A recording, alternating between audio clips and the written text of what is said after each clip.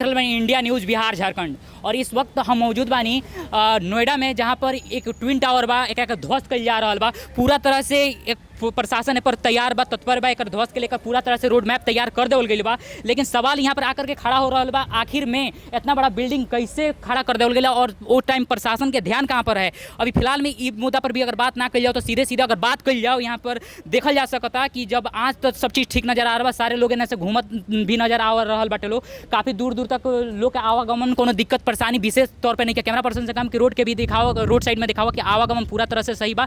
लेकिन काल 2 बजे के बाद से आवागमन ठप हो जाई और मेट्रो स्टेशन भी बंद रही, मेट्रो भी ना चली और ओकरा बाद यहाँ 2 किलोमीटर के एरिया तक ले लोग के आवाजाही भी बंद रही। और साथ में जब काल ध्वस्त कल जाई तो मात्र 10 से 20 सेकेंड के अंदर में ये पूरा तरह से बिल्डिंग मलबा में बदल जाई, ध्वस्त हो जाई। लेकिन ध्वस्त भइला के बाद लोग पर का प्रभाव पड़ी, ये बहुत बड़ा सवाल बनकर के सामने खड़ा हो रहा बा। आखिर बिहार के बात छोड़ दो जाओ, अगर नोएडा में आकर के इतना बड़ा विकसित जगह माना जाला, विकास के शिरोमणि माना जाला, नोएडा के मिनी जापान कहल जाला, भारत में मिनी जापान कहल जाला।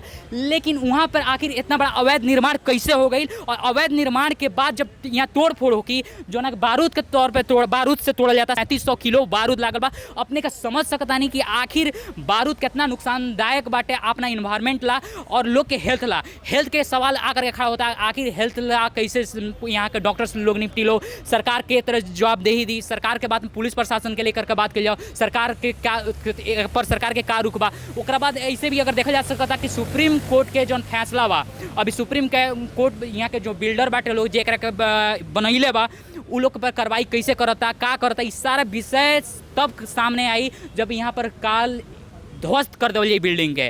और ध्वस्त भइला के बाद जौन क्लाइमेट होखी, जौन पर्यावरण दूषित होखी, ओकर बाद यहाँ के जो अगल बगल में हम कैमरा पर्सन से काम दू को बिल्डिंग बड़ा बड़ा दिखाई दे रहा बा, जो फ्लैट तैयार भइल बा, ये पूरा फ्लैट पर असर पड़ी कि ना पड़ी, ये भी एगो सवाल बा। जो वहाँ पर बारूद बाटे वो एकदम नज़दीक में एकदम नजर आ रहा बा। कैमरा पर्सन एकदम वो करके दिखाओ तू कि कैसे बिल्डिंग वहाँ पर एकदम ऊंचा तक बा और साइड में भी बिल्डिंग बा, लेकिन बिल्डिंग पर कितना ज़्यादा इफेक्ट पड़ सकता है, ये भी बहुत बड़ा एक सवाल बाटे। और कैसे ऐसे तो ये भी कहल जाता कि यहाँ पर जे इंजीनियर का ध्वस्त करे पर लागल बाटे, उ लोग की तरफ से कहल ही बा कि एक बार नुकसान ना हुई, पूरा तरह से तैयारी कर ले बा, बस थोड़ा बहुत डस्ट पार्टिकल्स पड़ी। लेकिन बात डस्ट पार्टिकल के नहीं, जब डस्ट पार्टिकल के सिर्फ बात बा तो 2 किलोमीटर तक आवाजाही काहे रोकल जाता, पोल्यूशन जौन हो कि ओकर का यहाँ पर असर पड़ी। ये बार बार सवाल खड़ा हो रहा बा कि आखिर पोल्यूशन के लेकर के प्रशासन के का मतलब कहना बा, प्रशासन कैसे उस चीज़ से निपटी, ये बहुत बड़ा सवाल बन के सामने बाटे।